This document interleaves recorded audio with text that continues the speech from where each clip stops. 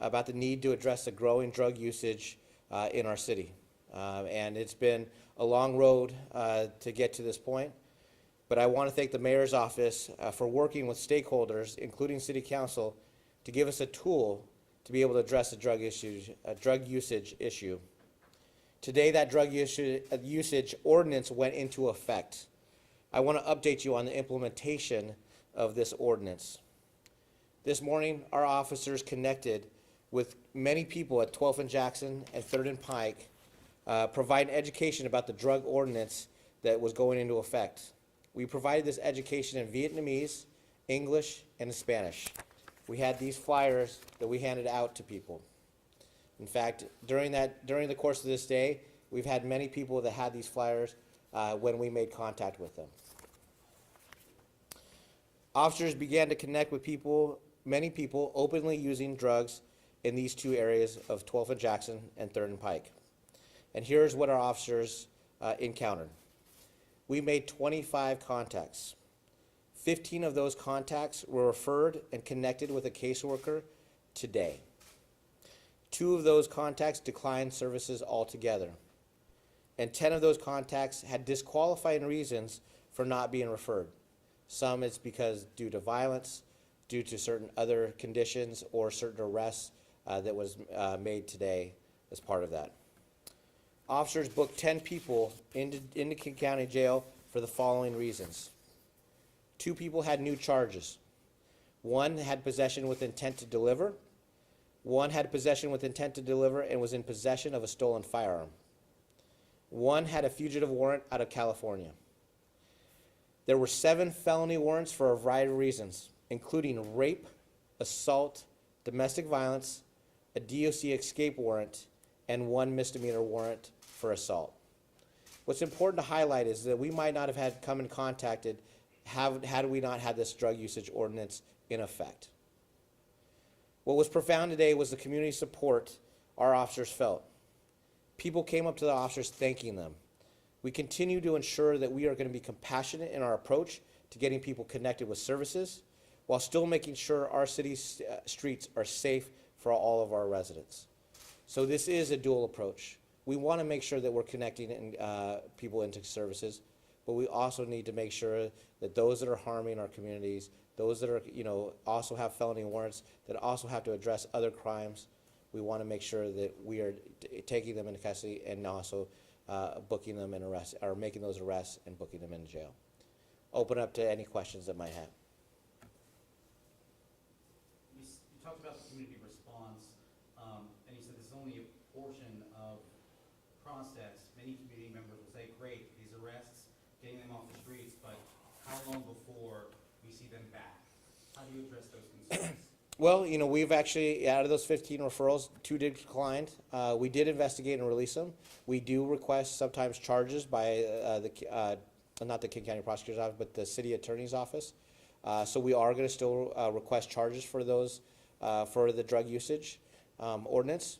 But we also want to make sure that we're connecting people into services. This is not about arresting people, everything. We want to make sure that people are hoping to take those services. Right now, we know that 13 people were connected with a case manager. And that is really what's important for us, is making sure that maybe people have this opportunity to be on the road to recovery because of this drug usage ordinance. And that's our hope. When will we see another type of sweep like this take place? Will it be in the same location, or are you looking at other area hotspots? I want to be careful of using the word sweep because this is not a sweep. This is really getting people into those services. We are hoping to do this several times a week, and we're hoping that we get more and more people into services. That's our goal. And yes, we are going to come in contact with people with new charges, warrants that are outstanding, and that is something that actually will help them make our city streets safe as well. 12th and Jackson has been an area that every single day I drive by this location each and every morning. I go through it just to see how activity is actually happening in this city. And sometimes there's 150 people there. I listen to those businesses that are impacted by all this type of activity. And many of them have had to close their doors. So we've got to be able to support those businesses and the activity. Plus there's also a school there. every single morning, kids coming to and from school. And so we are trying to make sure that those kids are safe as well. So we're going to continue this for, for a while. We're going to have several different, what we will refer to as operations that are going to happen every single week, hoping that we can create some level of behavior change that'll help out, impact the people that are out on the in the streets. Chief, you said, this, just to clarify, every single week, that's the plan for? That is our plan. With regard to kind of touching upon the fact that you said that there were 7 felony warrants, people rounded up 7 felony warrants. I mean, what do you think the impact will be on community safety week after week if you keep finding people with those warrants and they're brought into custody? That's the whole. That is one of the ultimate goals: making sure our city is safe, making sure that our city streets are safe. We recovered somebody that had a rape warrant, an escape warrant, domestic violence. These are all violent crimes that harm our community. So being able to actually take them into custody and being able to support the community in that fashion. The more we do this, we know that we're going to end up. We recovered somebody who had a stolen firearm as well, possession with intent, and not just a little bit of narcotics, not the stuff that you would use on a normal usage, but being able for people that are actually delivering to the community. And so these are steps that are going to help us get these areas safe. We know that these areas have been impacted, that people don't feel safe. So I know that we're going to get to, and this is just 2 locations. Eventually, we are going to be able to have this expansion throughout our whole city. What does the emphasis look like? I mean, what entails the contacts that happen? How does that work? Yeah, so we'll have officers out that are just being a more visible presence, and people have been openly using drugs, feeling like that nothing's going to happen to them. That's the reason why we did an education component prior to this operation happening. We wanted to make sure that people had awareness that the drug usage ordinance was going to take effect. In fact, we had people that not only that when we made contact and were using, they had the flyer almost in hand with the actual information. So, this is really for us to making sure that we're balancing our approach, that we are educating people, but at some point we have to make those contacts and sometimes make arrests. Does the department have the personnel needed to keep this goal of at least once a week, and could this potentially impact other service calls with those officers? Yeah, so this did not impact our normal patrol operations. This was operated within our community response group. So we are utilizing a lot of resources. Even the education component, we used our alternative response teams and our crisis intervention teams to go out, or I should say our public outreach engagement teams, to do education. So we're using a variety of services that aren't impacting patrol right now. So we're trying to be creative and innovative, and that's the reason why we can't put this burden on patrol. But patrol will have some connections with making arrests and making contacts with people and referring people into services.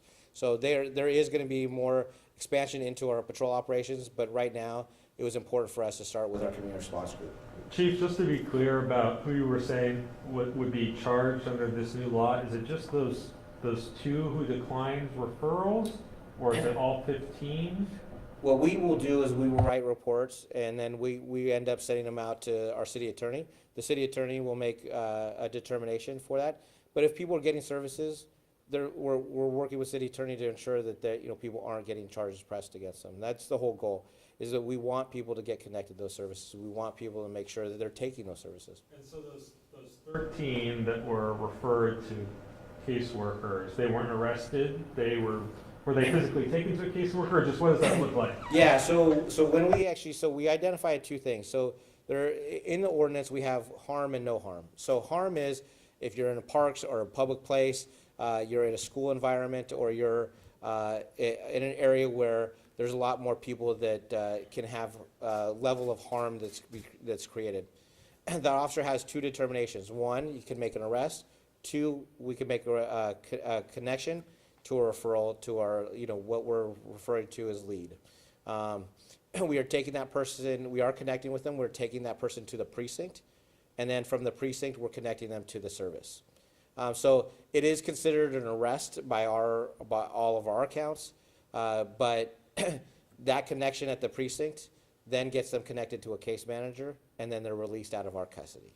And so they're not booked into jail? They're not booked into the jail. If there is no harm, so they could be in an area, in a remote encampment, that they're find themselves not harming anybody, then we can ask for a referral. We could ask for a social services to come out to that scene to be able to make connections with them, but we're not going to take that person into custody.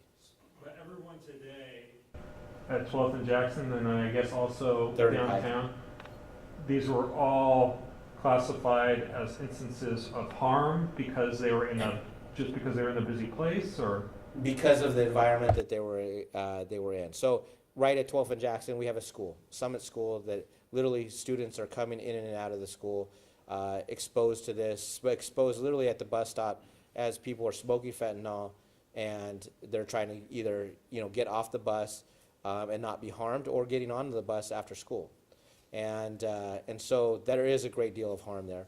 Just like there's a great deal of harm at 3rd and 4th and Pike, where you have people that are patrons that are using businesses that are impacted by this as well. So that is identified harm right away. Where you would see probably no harm is you might see in an encampment that there's no one that's actually active or visiting that area. But we still could get calls for service at those areas. And in terms of the questions about, you know, doing this every week, making arrests every week, and expecting that some people would be referred to services, but some with warrants, et cetera, would be booked into jail. Does the jail have the capacity to deal with a number more of these arrests every week? Well, they would already be taking custody of the people that we've actually booked today. So possession with intent, stolen firearm, these felony warrants from rape to domestic violence, they would already end up taking these people into custody, or they would end up booking them. So these are all things that the jail would have actually the capacity to be able to do. It's where the jail struggles is where when it comes to misdemeanor offenses, and that's the reason why there's a criteria for misdemeanor offenses for us. Chief, you talked about 3rd and Pike and 12th and Jackson. Can you talk a little bit about 23rd and Jackson? Is there a mobile precinct there? Yeah, so we do have a mobile precinct after we just had a recent shooting that impacted the daycare, A for Apple, and a 47-year-old male that was hit with non-life-threatening injuries. But we wanted to make sure that we were putting out a visible presence in that area. So we're including our community service officers, our officers. We've actually had one of our, our community outreach officers that's been working with the students as well. And then I also met with a lot of the parents of the daycare center as well. So again, we're trying to make sure that people, our youth, feel safe and being able to go back to school and being able to learn. And we want to create that environment. And so that's some of the things that we're already doing right now. Chief, it's a really interesting picture you have here. Can you talk a little bit about what's going on? And I love that there looks like a little kid in is that a police car? It is a police car. Maybe where it's at, and just tell us, this obviously was one of the arrests, or maybe just tell us about what this picture is.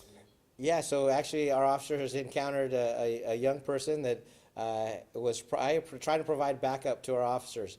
And actually drove their little car, the remote car, to this location while the officers ended up making contact with somebody that was smoking fentanyl. And so again, you know, part of this has been a different connection of community outreach and engagement that people have, you know, expressed that level of support to say thank you for the officers being present. This area was located at 12th and Jackson, around the 12th and King area. We were able to capture that, and I think it's just, people want to feel safe. Our community wants to feel safe. Our kids that go into school want to feel safe. And we thank this young man for providing that extra support for us. But honestly, I think, you know, really, what we want to do is we want to make sure that we're doing it in a compassionate approach. And so I think that the model that we have here is compassion. I mean, we are going to get people into services, but we're also going to address the safety needs as well. Two questions. In relation to the officers who are engaging with the community members during these operations, body cam video will be on operational. And second, in relation to the King County prosecuting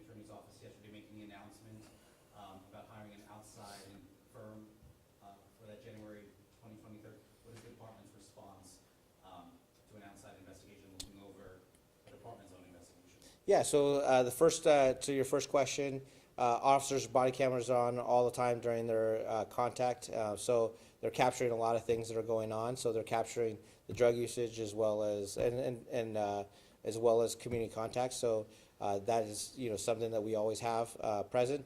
The second thing to your question is, we worked with the King County Prosecutor's Office in putting a case together that our traffic collision report, our traffic collision investigators put together. They want to make sure that they're doing everything that, as far as their due diligence on making sure that this case, it can be, that they're evaluating every aspect of this.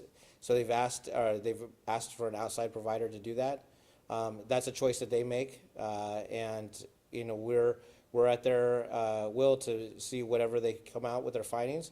If they come out with findings of charging or not charging, we'll make a more comment when that happens. But right now, we want to make sure that they have everything they need to making sure that investigation is complete and thorough.